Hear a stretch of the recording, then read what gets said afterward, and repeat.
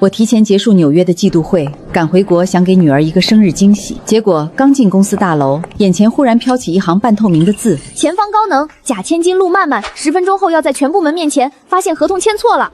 那份3000万的单子被他自己签成了300万，但他会指着工作人内栏说是2组的陆曼曼经手的，因为他俩名字一样，别人根本分不清。听说了吗？那个陆曼曼闯大祸了，把3000万合同签成了300万。是哪个陆曼曼？公司不是有2个吗？肯定是2组那个啊，1组那位可是董事长千金，怎么可能犯错？那他死定了，天天靠同名碰瓷，这回看他怎么收场。帮我查一件事。陆总，您请讲。我要知道，我不在国内这几年，到底是谁让我女儿的名字变成了别人的梯子？2组那个陆曼曼把合同签错了，现在甲方都要起诉咱们公司了。就是那个天天跟真千金同名同姓蹭制度的陆曼曼。对，就是他，天天开个白色奔 C 上班，背的包是爱马城，全公司都传他装千金。笑死了，谁信啊？听说真千金非常低调，为了体验生活，天天挤地铁上班，哪像他呀，巴不得让别人都以为他家里有钱。而且他那包一看就是仿的，车肯定也是租来的。上次还有人问他家里干什么的，他说我妈在国外工作。在国外工作，笑死我了，在国外做保姆的吧。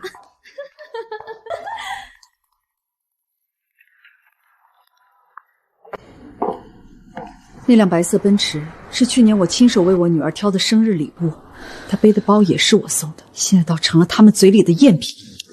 我没有签过这个项目的合同。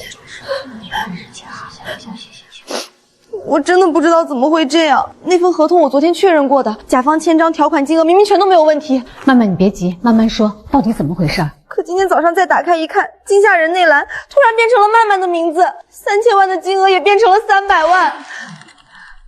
曼曼，咱俩名字一样，平时别人分不清也就罢了，可合同这种大事你不能乱动啊！你要是对我有意见，你跟我讲就行，我走都可以，但你不能害公司啊！曼曼，你就是太好说话了，都这时候了还替他找补什么？对啊，报警吧，这种行为属于职务犯罪了。我再说一次，我没有签过这份合同。陆曼曼，你可真好意思啊！合同上签的是你名字，打印机后台显示也是你打印的，你现在说不是你签的？星河项目从头到尾我没对接过，甲方联系人我根本不认识。那你意思是合同自己长腿，跑你工位上签的字儿了？你现在一句不是我就想推干净？你说你一个做杂活的实习生，做错了事儿认个错就完了？人家一组曼曼家里什么背景你知道吧？这要是真闹到董事长那儿去，你担得起吗？那就闹。你说什么？我说那就闹到董事长那儿去，董事长来了正好，查清楚这份合同到底是谁签错的，到时候谁担不起，谁自己知道。这孩子从小就不爱解释，受了委屈就自己扛，问什么都总说没事儿，今天终于不沉默了。董事长查到了，一组那个陆曼曼，她原名周小暖，面试前1个月才改的名字，当时人力误以为她是您女儿，才让她免笔试进了项目部。周小暖，这就是那个让我女儿变成梯子的人。董事长，这就是3个月前那个周小暖入职的全过程，上面记录着周小暖面试的全过程和其在茶水间和同事之间的对话。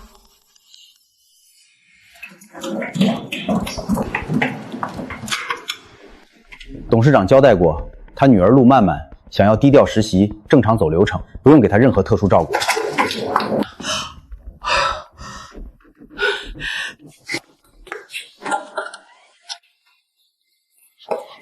小暖，妈在会议室门口全听见了，董事长的女儿要来公司秘密实习，叫陆曼曼，谁都不知道长什么样。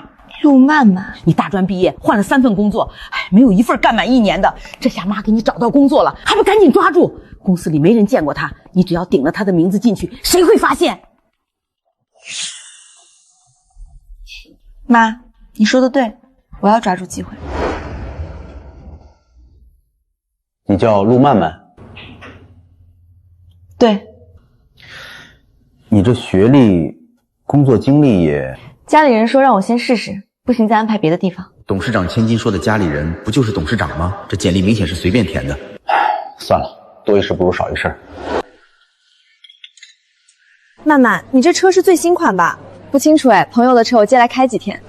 曼曼，董事会最近是不是在谈并购案？你妈那边有消息吗？他们的事儿我从来不过问的，你别为难我。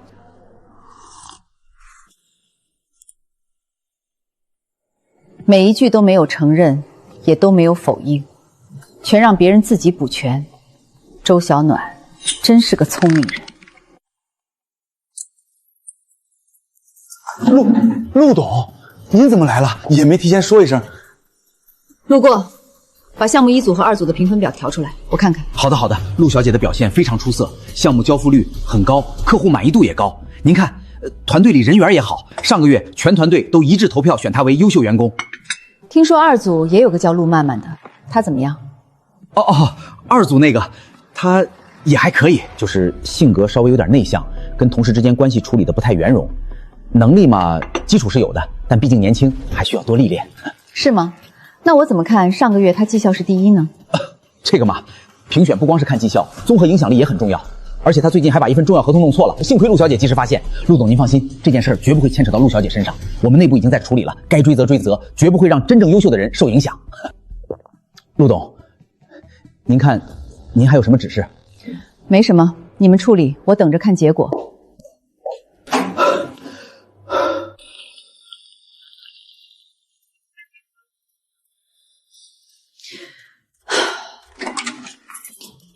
妈，你怎么回来了？今天你生日，我当然要赶回来陪你啦。不是我说你，我不回来，你也不提前告诉我一声。你也是，家里那么多房子不住，自己租一个这么小的房子，住的习惯吗？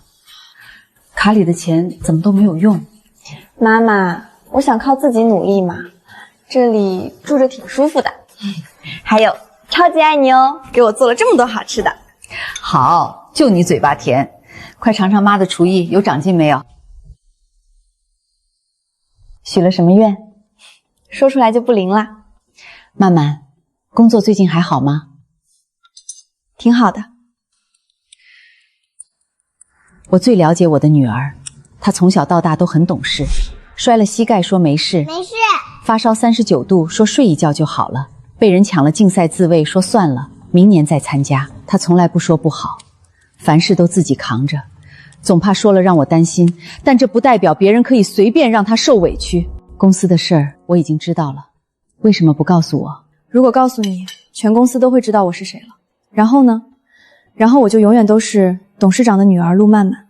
我想自己试试，万一我自己能站稳呢？曼曼，你想靠自己，这很好，妈妈为你骄傲。可有时候一味的忍让退让，只会让坏人更肆无忌惮。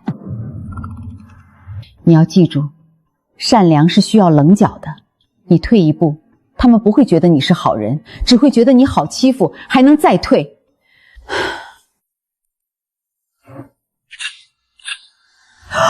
我还真以为他跟我同名同姓是巧合，原来连名字都是假的。他怎么敢占有我的身份，这么轻易的进了公司？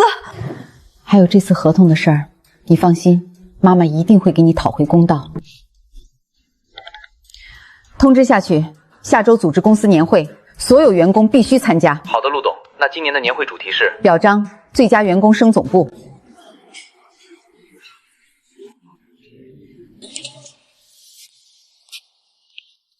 哎呀，曼曼，你可算来了！多亏了你啊，曼曼，咱们分公司才能办这么大规模的年会，这档次以前想都不敢想。是啊，要不是沾了你的光，总部哪会注意到咱们这儿啊？哪有啦，大家别这么说，我也只是个普通打工人而已。曼曼，你太谦虚了，你背后的背景和人脉，大家心里都清楚得很。哎，曼曼，回头项目评审的时候，你帮我说句话呗。2组那里空出来一个女额，我想试试。看情况吧。我也不一定能说话算话。你太谦虚了，如果你说话都不算话，那咱们公司谁说话还能算话啊？一定要帮我问问啊，这是我的名片。哟，有些人明明都被停职了，竟然还能来参加年会，就是蹭了人家真千金这么久，哼，现在捅了大娄子还赖着不走，真是要感谢人家曼曼不计较，换了我哪好意思来呀？听说今天董事会的高层会亲自过来，等会儿人家问起来，看他怎么收场。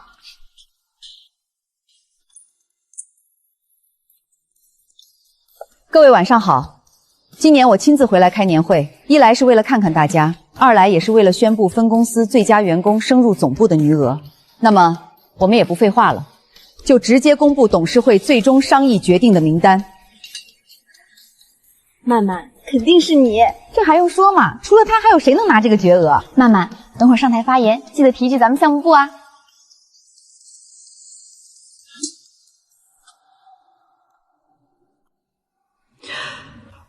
写错了吧？是不是把一组写成2组了？对呀，一组那个陆曼曼不是董事长千金吗？最佳员工肯定是他呀。二组那个陆曼暖不是才搞砸了一个3000万的单子吗？哼，这种人都能拿最佳员工。董事长是不是刚回国，不认识底下的人，把名字搞混了？没有写错，最佳员工就是项目2组的陆曼曼。最近这几天，我听说了一个很有意思的事儿，在我女儿工作的公司里，竟然有一个人跟她同名同姓。我就好奇去查了一下，结果发现这个人在进公司前1个月，身份证上的名字并不是陆曼曼，而是叫周小暖。更巧的是，她的妈妈正好是我们公司的保洁员。我说的对吗？项目1组的周小暖。什么意思？陆董说他本来叫周小暖？不是吧？搞了半天，连名字都是为了进公司现改的。我去，所以他根本不是什么董事长千金，他就是个改了名字混进来的骗子。改名进来的，那他刚才还理直气壮，说什么看情况帮我们说话。那真正的董事长千金，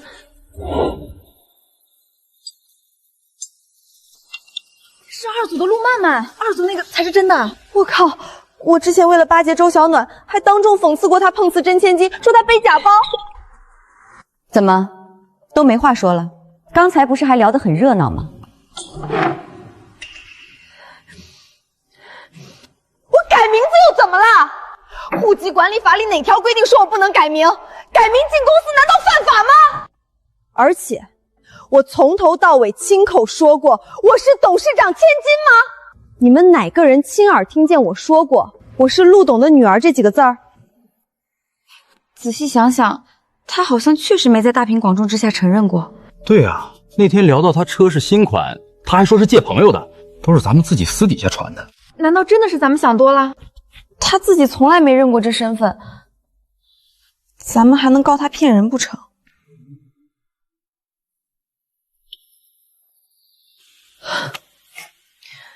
是因为你们自己虚荣爱攀附，才把我想象成那个身份。我只是个普通员工，凭什么要把这些莫须有的罪名扣在我头上？就是啊，是吗？这不是咱们公司匿名论坛那个著名的打假帖吗？你们看这些标题，揭秘2组陆曼曼的爱马城高仿细节。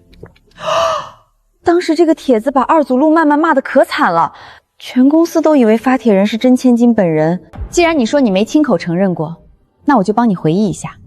从你入职第2个月开始，你就潜伏在公司论坛，用这些恶毒的字眼给我女儿泼脏水。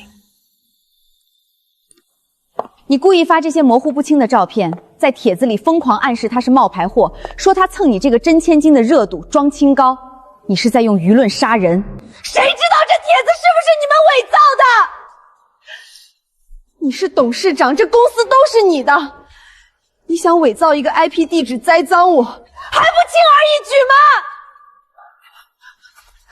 大家别被他骗了，他为了保护他那个没出息的女儿，故意找技术人员弄些假东西来吓唬我，我根本不知道这些帖子是怎么回事。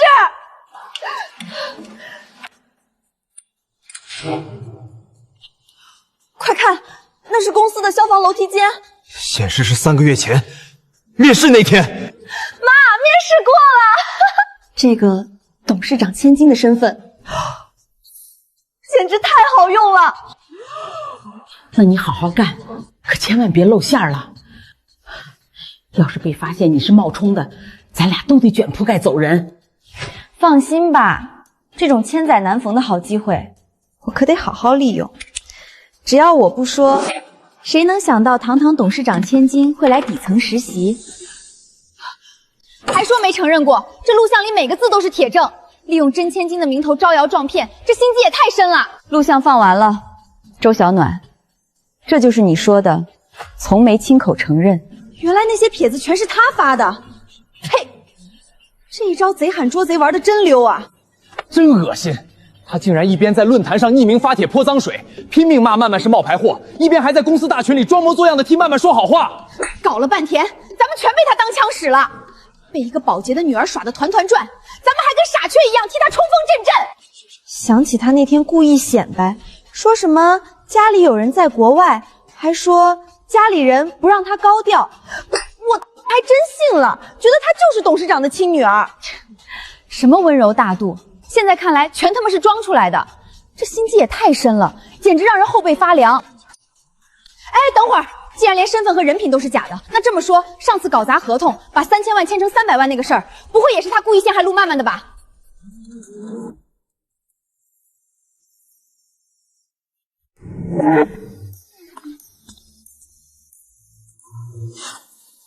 既然有人提到了合同的事儿，周小暖，那我就在这里把它说清楚。那是签字记录。上次星河项目的合同，你因为心急签错了，把3000万签成了300万。等你发现的时候，电子合同已经提交到了甲方系统，根本来不及修改。你害怕承担责任，怕被开除，更怕你这千金的身份在处理经济纠纷时露馅儿，所以你就利用我跟你同名的方例，重新打印了一份同样错误的合同，故意混在了我桌上那一堆急需处理的复印文件里。所以那天曼曼是因为太忙。那天是季度结算日，文件堆成山，我以为那只是普通的季度报表，又看到经办人一栏是我的名字，就顺手签了字。周小暖，你是算准了我会因为信任工作流程而疏忽，对吧？证据呢？你说这么多证据呢？合同是我打印的又怎么样？只要上面是你的签名，法律就指认你。没证据，你就是在血口喷人。想要证据，看后面吧。那是上周四，办公区的人好像都去开周会，或者提前下班了。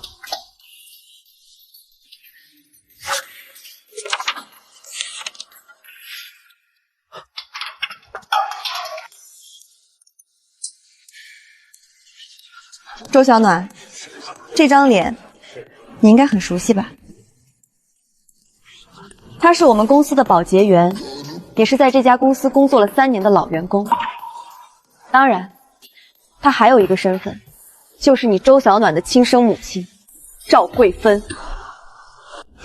天哪，真的是保洁赵大姐！我平时还觉得她挺老实的，没想到竟然帮着亲闺女陷害同事。这母女俩也太毒了吧！一个人偷换合同，一个人负责栽赃，这配合的简直天衣无缝啊！疯了，简直是疯了！原来这一切全是他们母女俩在背后搞鬼。我平时看赵大姐挺老实的，谁能想到她心肠这么黑，竟然帮着女儿这么陷害人！太恐怖了，简直是现实版寄生虫！一个眼千金，一个干见不得光的勾当，把咱们整个公司都耍得团团转，这绝对是团伙作案！你这所谓的名媛皮囊下到底有多烂？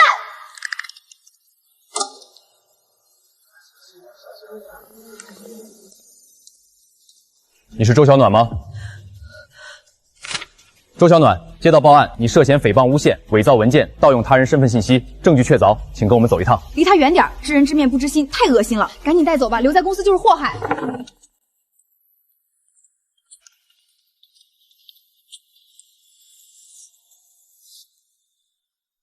走，别磨蹭。陆曼曼，你知不知道我有多嫉妒你？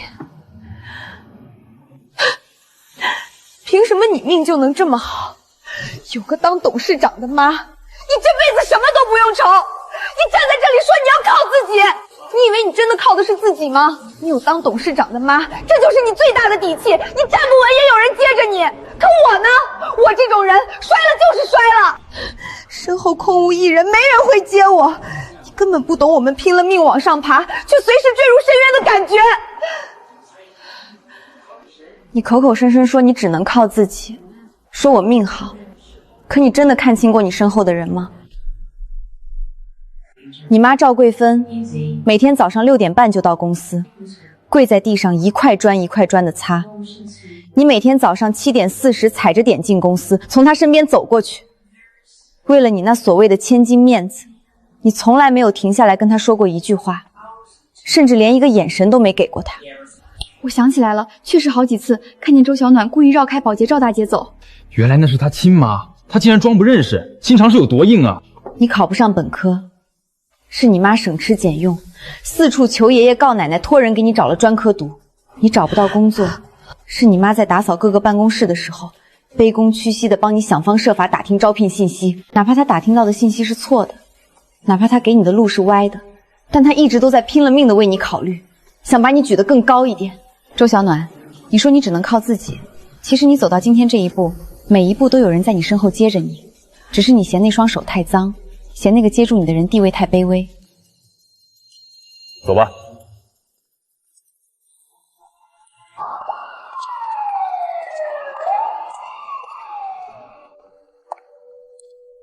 曼曼，觉得委屈吗？不委屈，妈。曼曼，陆小姐，对不起，真的对不起，我之前真是猪油蒙了心，被周小暖那个骗子给蒙蔽了。我一直以为他才是董事长千金。曼曼，我也得跟你道歉，我之前在茶水间嘴碎，说了些你车和包的闲话，我真该死，我那是嫉妒，我真的不知道那是真货。我不该跟着他们一起骂你的。那天合同的事儿，我心里觉得奇怪，但大家都在说你，我就没敢站出来。我真不该乱站阵，请你原谅我。曼曼，你是了解我的，我平时对你其实没恶意。你以后在公司有什么需要帮忙的，或者有什么杂活，尽管交给我，随叫随到。对，只要陆小姐一句话，我们一定全力配合。这就是人性，你弱的时候，坏人最多；当你站在高处，身边全是卑微的笑脸。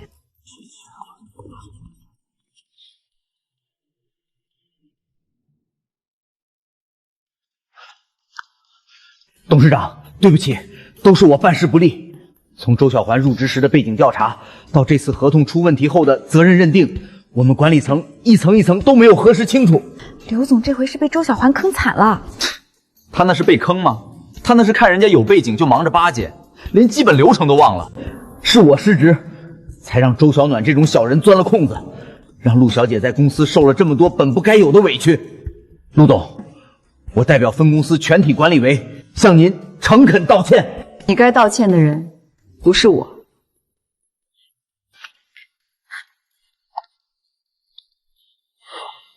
陆小姐，对不起，是我老糊涂了，是我们轻信了周小暖那种漏洞百出的说辞，才冤枉了您。刘总，这一功我受不起。我不希望因为我是董事长的女儿，你才道歉。我只希望贵公司以后可以做到公平公正。陆小姐这格局真是绝了，到这时候想的还是公司制度，咱们之前真是瞎了眼，还觉得人家装，这才是真豪门的底气。走吧，妈。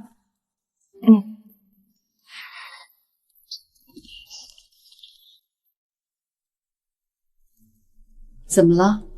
大仇得报反而不开心？妈，我在想周小暖临走前说的那些话，她说的有一部分是对的。我这辈子确实不用愁吃穿，摔了也有人接着。你拥有这些不是你的错，你有退路，是妈妈拼了命在给你铺路。但你选择不走捷径去实习，本身就是你的风骨。既然我生来就在高处，以后更要站稳了，才能去接住更多像曼曼那样努力却容易被欺负的人。可是妈，我也一直在努力证明自己。这1年多来，被同事排挤，被扣奖金，我也没给你打过一个电话求助。我这不算靠别人吧？不算。周小暖的靠自己，是建立在无人帮扶的自怜之上，并以此作为伤害他人的借口。你大学4年的学费是靠奖学金和兼职自己挣的，那辆奔驰也是你用自己攒下的钱从我手里买过去的，因为我想分得清一点。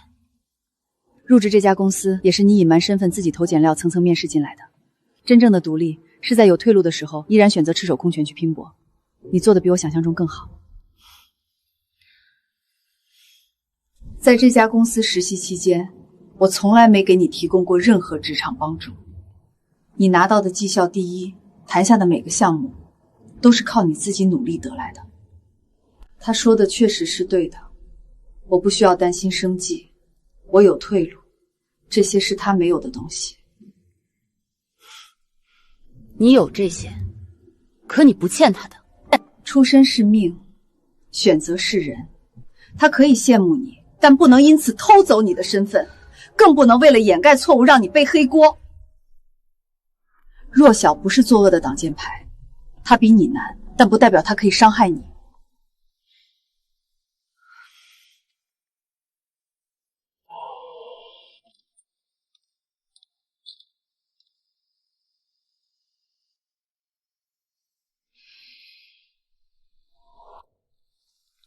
妈，我知道了。团报：一组实习生周小暖因伪造入职信息、恶意诽谤同事、篡改公司重要合同，现决定予以开除处理。团报全行业永不录用。永不录用啊！这在圈子里等于彻底被封杀了。活该！伪造身份进来也就算了，还敢改合同，陷害真千金，这种人谁敢用？听保卫处说还在调查呢。她一个保洁的女儿，怎么就能躲过层层审核？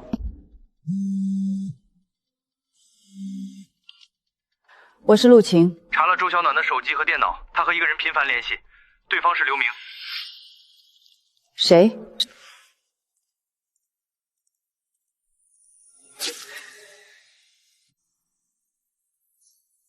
原来从头到尾，他都知道。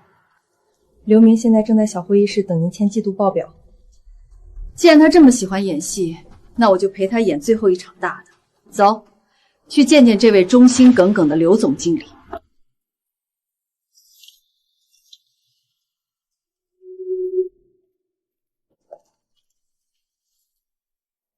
周小暖入职那天的面试官确定不是人力主管，对，人力主管只是在审批表最末端签了名，属于常规流程。入职之后，他的考勤统计、绩效打分、工位调整，谁定的？每一道流程的最下端都有刘明的亲笔签名。所以刘明不是被蒙蔽，他是每一笔都在亲自护航。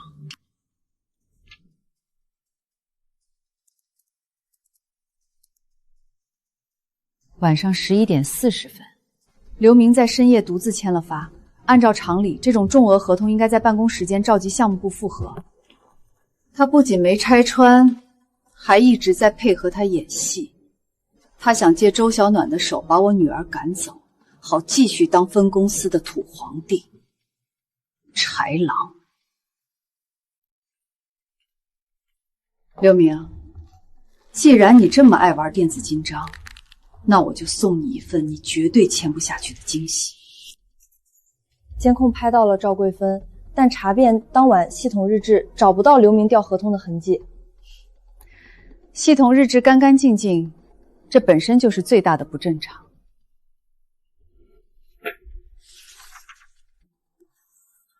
这是赵桂芬入职那天的登记表，紧急联系人写的是刘明。赵桂芬能进公司当保洁，是刘明亲自安排的。去查刘明和周小暖老家，查他们3代以内的血缘关系。明白，我现在就去办。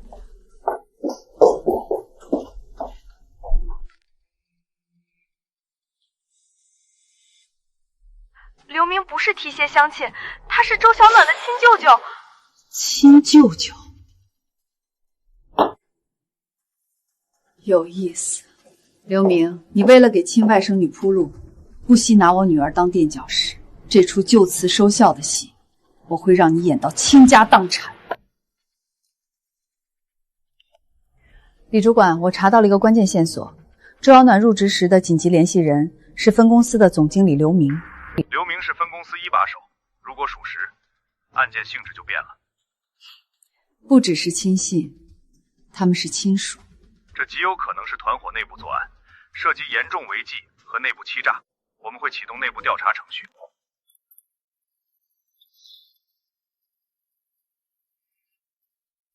妈，怎么不开灯？一个人在这发呆想什么呢？曼曼，你知道周小暖为什么能偷你的身份吗？因为刘明是他亲舅舅，那份合同也是刘明半夜亲手挖坑等你跳。原来如此，难怪刘明那天道歉的时候表情那么心虚。舅舅当舵手，外甥女当打手，保洁亲妈当后勤。妈，我想换部门。为什么？妈，项目部我不想带了。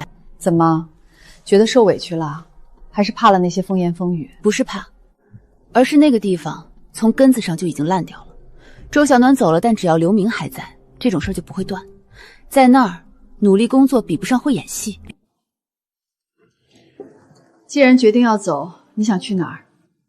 总部有产品研发部吧？我大学就是产品设计，我想去那边试试，用我自己的本事进去。好，你自己投简历，走正常面试流程，我不会插手，更不会跟 HR 打招呼。那是当然，我也没打算让你帮我作弊。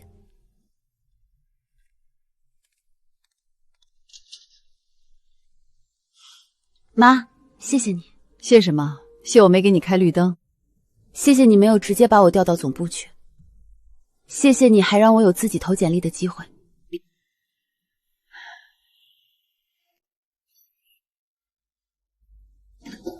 怎么样？今天产品研发部的面试能让你多吃半碗饭，看来是耗了不少脑细胞。面试官很专业，甚至有点刁钻。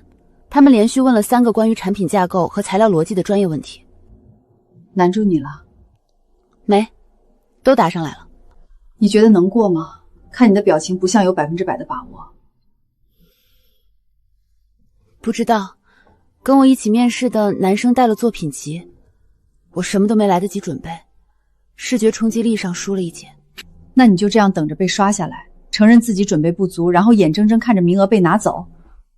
可是面试流程已经结束了。既然知道了短板，就准备一份更完美的撞品机带过去。机会是自己跑去敲门的，不是坐在家里等来的。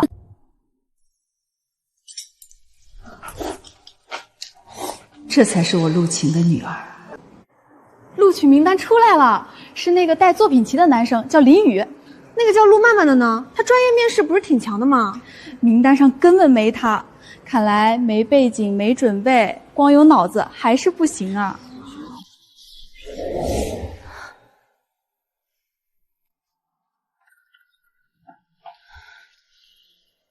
回来了。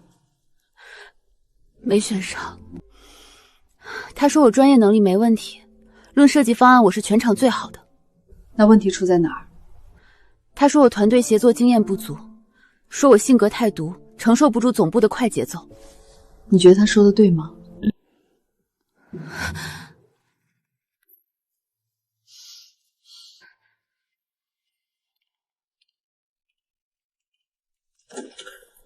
陆董，您怎么亲自过来了？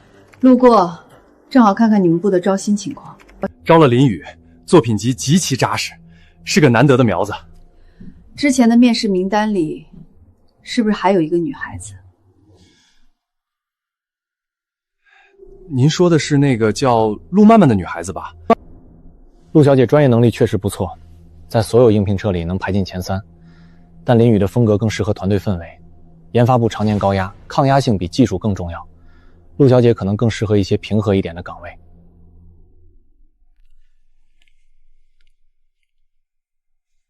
陈总，我做了20年，还没听过招研发靠综合考虑的。陆董，您别误会。什么叫综合考虑？说实话。陆小姐之前在分公司闹的动静很大，跟假千金的事搅在一起，名声受了损。有些骨干反映她背景复杂，怕影响团队稳定。怕影响团队稳定，背景复杂，这话是谁跟你交代的？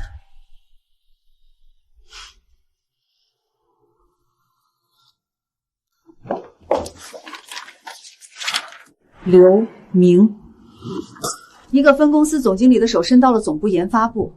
陈总，你的团队氛围还真是听刘明的话。刘明现在人还在公司吗？刘总现在正在会议室等您签季度报表。安保那边传唤了他，他还能正常打卡上班，心理素质不错。帮我约一下负责这个案子的安保主管，明天下午要亲自见他。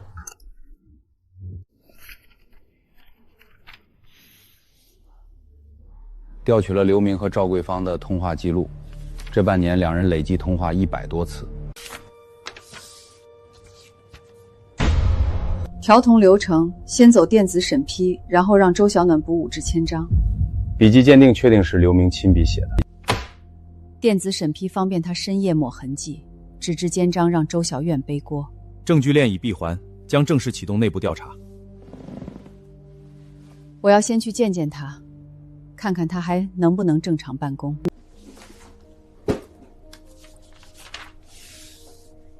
光凭那张手写字条就足以证明刘明深度参与合同造假。还有别的吗？像他这种人留下的尾巴应该不止这一条。排查流水时发现了异常，转了多少？总计75万，分3次汇入。保洁员月薪4200，75万不吃不喝，15年也攒不下。他想用周小暖冒充你女儿，威胁拉拢公司中层，彻底控制分公司。拿我的公司当私人领地，拿我女儿当幌子，他忘了自己姓什么了。接下来的流程需要您配合财务审计。我会让审计组把3年烂账一笔一笔全翻出来，让他吞的每1分钱都吐干净。希望您配合提供近半年的合同审批和财务流水资料。没问题，法务部1小时内主动联系，所有权限全部开放。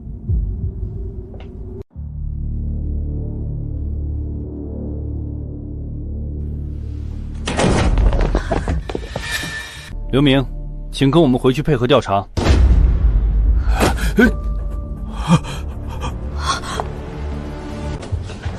天哪，刘总真的被带走了！看他那腿抖的，这回怕是彻底栽了。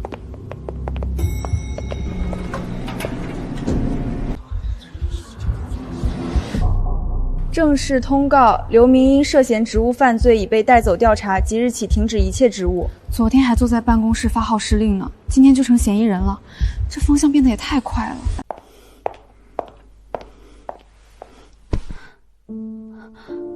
刘明真的被抓了。职务犯罪，证据确凿。我想重新往总部产品研发部投一份简历。不用投了。为什么？名额已经满了。陈远下午打了电话，说上次是误判，明天早上重新面试你一次。重新面试？他之前不是说我抗压不行，风格不合吗？陈远翻到了内部评估报告，原来那份报告才是我的判决书。林宇作品集的核心页跟你大2获奖作品几乎一模一样，难怪我觉得他的思路很熟悉。明天早上我一定会准时去，我要去面试的。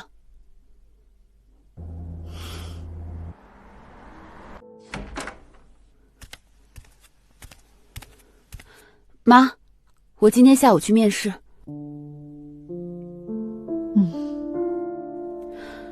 我已经跟陈远约好了，下午2点，我会带着真正的撞品机出现在他面前。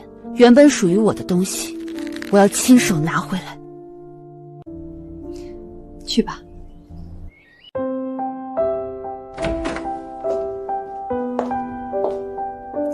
看来面试是过了。过了。不过已经发生了，陈远道了歉，说上次是偏听偏信，林宇已经被当众解雇，全行业通报。妈，我想请你帮个忙。什么忙？入职手续还是薪资？不是那些。我想求你调走时隐去痕迹，不让人知道我是你女儿。你想以普通员工身份入职总部？我想看看光靠陆漫漫3个字能不能在研发部站稳。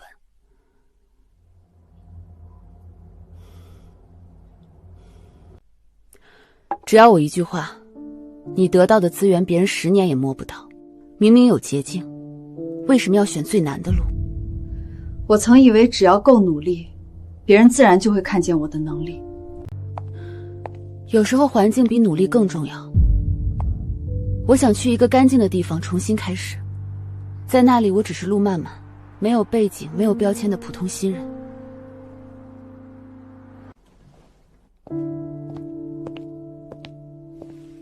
你做的平庸，别人说你名不副实；做得好，别人觉得你靠关系。这种偏见躲不掉。所以我要做得更好，好到让所有人都闭嘴。好，入职会做成正常调动，你的档案不会有我的信息。谢谢妈。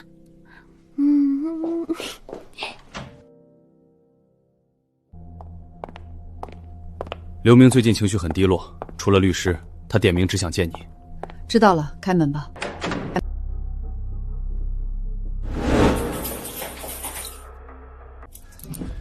陆董，您到底还是来了。你找律师带话让我过来，到底想说什么？我没时间在这里跟你叙旧。我想跟您道个歉。道歉？你指的是挪用公款、勾结周小暖，还是在总部评估报告做手脚？刘明，你是不是想道的歉太多了？我对不起您这么多年的信任，更对不起陆小姐，是我把事情做得太绝了。对不起她。你当初深夜签章联手周小暖泼她脏水的时候，可没想过对不起这3个字。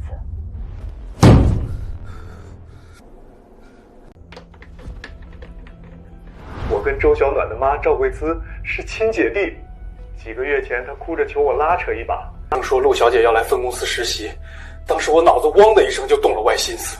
所以你想用周小暖替代我女儿，偷梁换柱，抹掉漫漫的存在？不，我哪有胆子杀人越货？大家会觉得我跟董事长家有深厚关系。你是想借我女儿的名声，给自己立免死金牌？是，这样我在分公司的位置就稳了。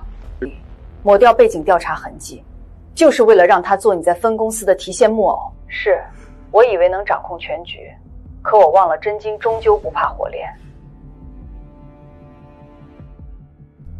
看来你这个舅舅当的真是尽职尽责，为了他连职业操守都喂了狗。对，但我真没想到他会搞出合同调包，那是周小暖自己私下决定的。事情捅出来时，我已经在船上了，我只能一条路走到黑，帮他掩盖监控和流程。那总部产品研发部的面试呢？你又扮演了什么角色？那是总部的事儿，陈远才是负责人，决定是他自己做的。陈远今天下午全招了，他说刷掉漫漫是因为一份所谓的内部人员背景评估报告，白纸黑字写着背景复杂，建议谨慎录用。上面那个签名你看着不眼熟吗？对，是我签的。你为了让你那个抄袭成性的外甥女上位，亲手毁掉一个真正有才华的人，刘明，你真该死。你既然知道她是我女儿，就该知道动她的后果。踢出去，就为了签字断那个外甥女腾位子。因为我想把她踢出总部视线，我没有，我只是不想让她再卷入这些是非。你以为我想吗？是非？你签字的时候怎么没想过是非？你以为你那点心思我看不出来？我错了，我真的错了，不只是为了周小暖，她太优秀了，早晚会查到我做的烂账，早晚会知道我帮周小暖冒充她的事儿。只有放在我眼皮底下，我才能控制局面，才能保住秘密。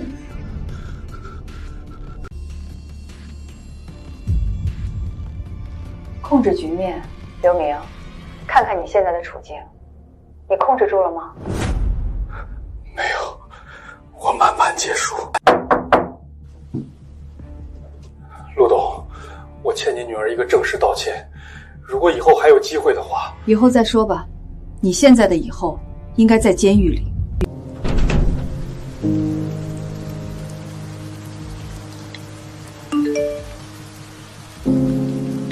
恭喜。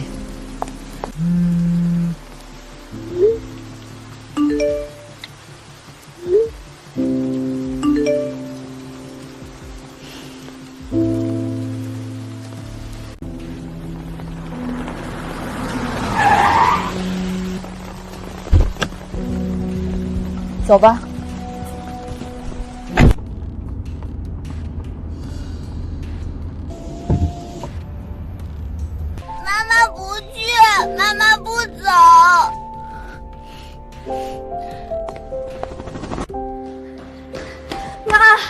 全班第一，我说过我可以的。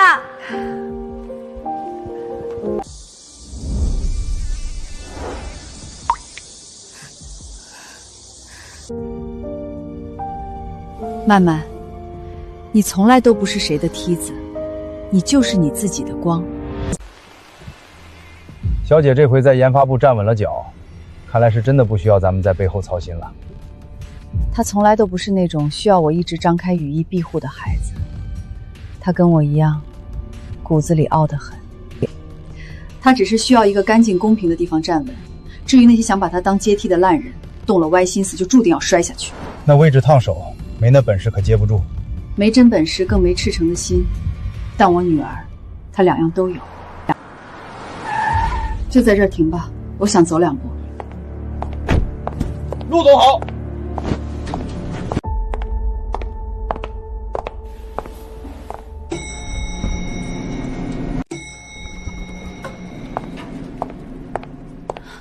妈，这么晚了，你怎么还没回去？来公司干嘛？路过，上来拿份文件。刚入职就加班到这么晚。新项目立项关键期，我得把数据盯死。对了，妈，我今天跟陈远提了一个全新的方案。哦，陈远那个老古图怎么说？他说我的切入点非常犀利，已经答应可以正式考虑立项了。到底是什么方案能让陈远这么快松口？一款专门针对职场新人的人际关系避坑指南 APP。经过周小暖那档子事儿，我觉得这个市场的洞点太深了。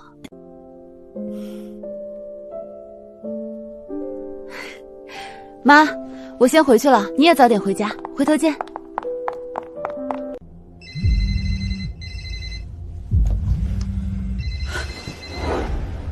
喂，陆董，出事了！云图科技公告产品安全隐患，暂停所有合作，股价已跌12%。什么安全隐患？谁给的检测报告？说是第三方腹窃，报告在路上。齐云东已发朋友圈。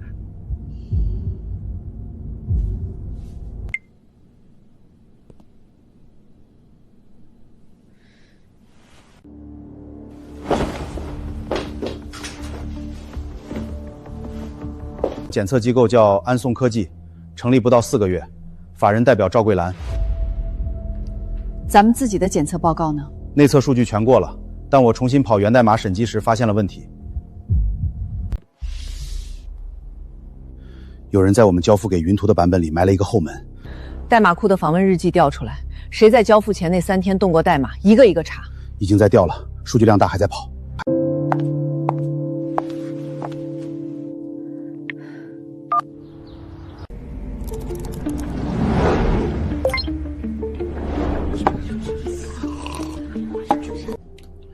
日志显示，凌晨2点16楼 IP 登录了代码服务器，能进技术区的加上我，一共7个人。第7个是林宇，他离职时权限没及时滞销。林宇从产品研发部离职之后进了技术部。对 ，Q3 的人脸识别模块是他参与调试的。他的权限日志呢？林宇的账号在交付前夜11点半有过一次远程登录。他有 VPN 权限。实习生转正流程里统一配发的。一个被开除的实习生不可能自己做到这一步。林宇今天请假，说是家里有事。先别打草惊蛇，所有证据打包，暂不发声明。我去找齐云东。陆董，您亲自来，我挺意外的。我来的原因你清楚，这是交付前内部测试数据和交付后版本的差异比对。所以你的意思是，有人在交付后篡改了代码？有人在交付之前就改了。离职员工林宇在交付前3天远程登入了代码服务器。就算您说的是真的，我的客户不会管这些。我撤回公告，市场会认为我在帮您粉饰太平，信誉成本您赔不起。那如果我能拿出解决方案呢？什么方案？1天之内修复漏洞，并且提供一个比原版本更安全的冗余方案。 1天之内，技术部现在恐怕连觉都顾不上睡了。您确定他们1天能搞定？我确定。齐总，我额外问一句，安旭科技这个检测机构，你们是怎么找的？是技术副总推荐的。你们技术副总叫什么？刘成。刘成。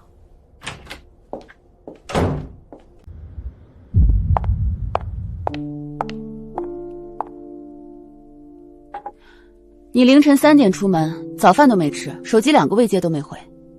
你怎么来了？我看了新闻，云图的事儿现在热搜第2了，底下评论有人开始带节奏说，陆氏技术造假不是第一次了。你刚才说带节奏？有人在评论区用一模一样的句型发了大概200多条，什么 Q1 也有问题，内部员工知道技术部烂透了。我查了几个账号，全是这个月注册的。你今天不用上班？我请假了，陈远批的。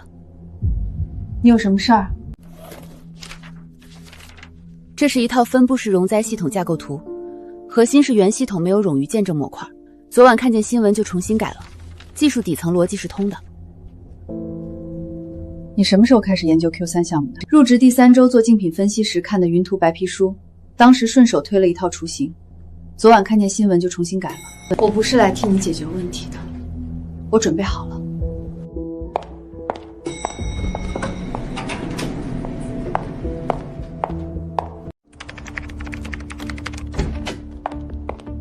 孙总，这是容灾方案，你只需要拉团队跟我对3个小时的接口文档，剩下的我来划线。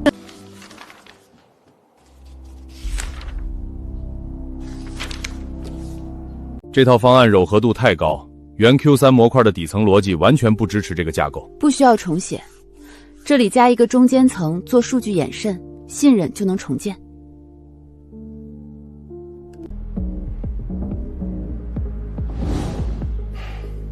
算法组和架构组的人留下，其他人该干嘛干嘛。来，大家看这个。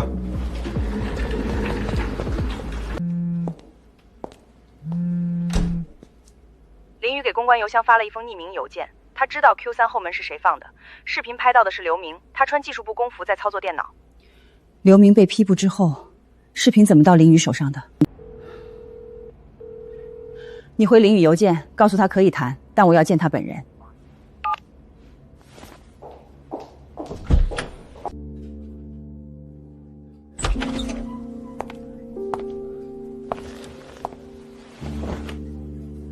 你知道你做的事情是什么性质吗？知道。刘明说我大学毕业论文抄袭，他手里有证据。如果我不帮他做，学位证会被吊销。我没有选择。他让你做什么？入职技术部拿到代码权限，在交付前把加密脚本植入最终包，生成一个数据读取接口。他说叫后门，他说只是用来监控云图那边的调用数据。这段监控视频你哪儿来的？刘明被抓之前，我们最后一次见面，他提前在工位旁边装了针孔摄像头，备份。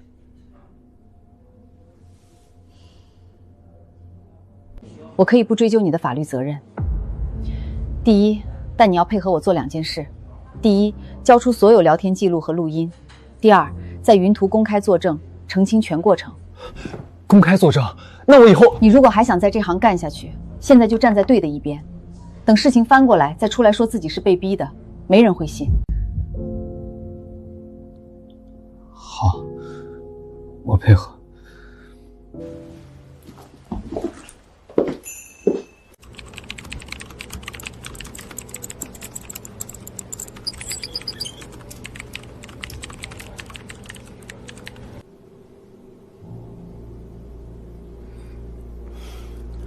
你先歇会儿，剩下的我们来。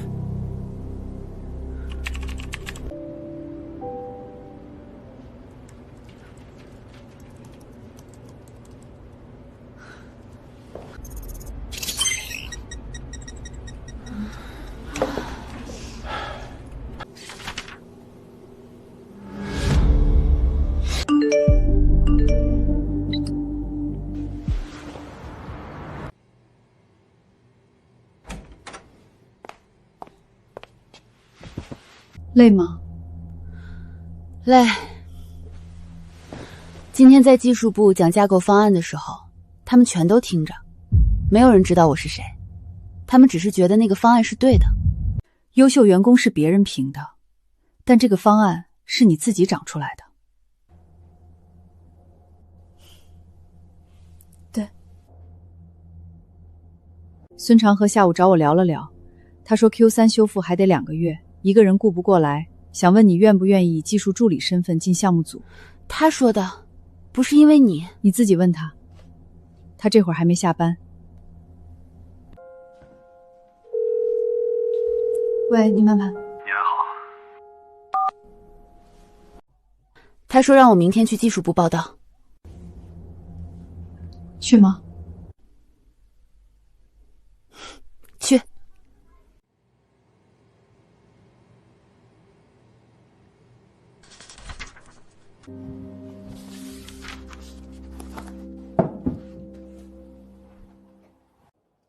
妈，明天早饭我想吃馄饨。行。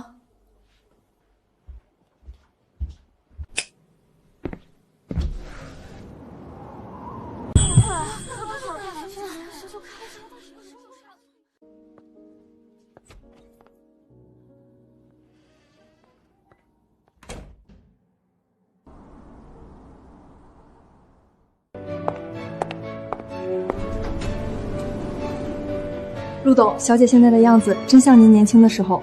她比我年轻的时候更硬气。那是研发部的新人吧？听说陈总特别看重她，那个方案做得绝了。是啊，人也特别飒，干活利索，从来没听她抱怨过辛苦。想起之前在分公司，那些人想把她当梯子爬，结果一个个全摔下去了，真是讽刺。那种位置没真本事，光靠一张假皮，怎么可能站得住？是啊，现在全公司都知道，实力才是最好的通行证。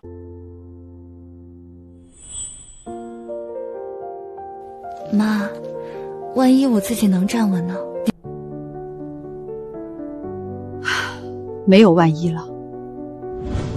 陆董，我的女儿，她已经站稳了。以上就是方案的整体逻辑。新增的动态校验模块可以在不增加功耗的前提下，把数据泄露风险降低40%。方案概念很漂亮，但落地性存疑。动态阈值的切换逻辑，你只给了理论值，没有实测数据支撑。总部项目不是分公司的小打小闹，拿个 PPT 就想过审，不行。听说他是分公司调上来的，走没走关系谁知道？不然一个新人怎么能直接进核心项目组？周公说的对，实测数据我确实没放，不是没有，是我想等方案框架过了再补全。给我3天时间，我拿出完整的真机测试报告。老周，新人嘛，给点时间。项目不等人，3天后复评，数据不过关，方案直接打回，谁来说情都没用。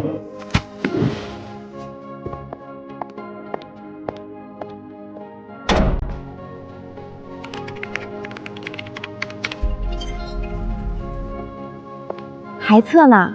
老周那个人就那脾气，出了名的严，你别往心里去。他说的没错，没数据就是没说服力。其实今天会上那些闲话，你别当真，大家就是见你升得快，难免瞎猜。没事儿，猜归猜，方案过了，他们自然就闭嘴了。你看，第3组阈值参数跑通了，功耗比预期还低0.2毫安。你是真拼，换别人被老周当众怼，早就找领导诉苦去了。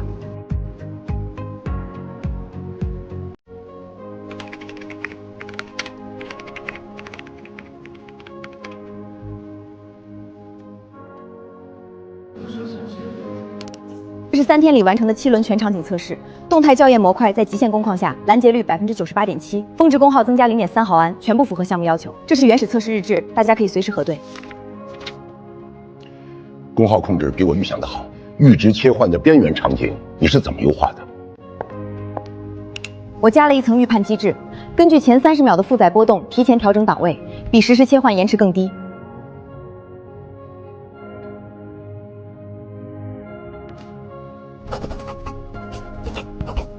方案过了，是我之前看走眼，你的方案是扎实的。以后谁再拿身份说事儿，先看看自己的方案能不能打。技术部靠本事吃饭，不靠八卦。谢谢周公认可。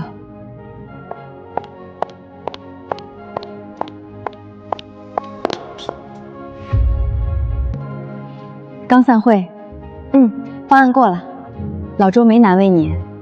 周公是对事不对人，靠数据说话，他就认。陆小姐，你是不知道，陆董昨天路过技术部，看见你灯还亮着，特意让我们别过去打扰。行了，忙你的去吧。妈，晚上回家吃饭吗？我买菜。好。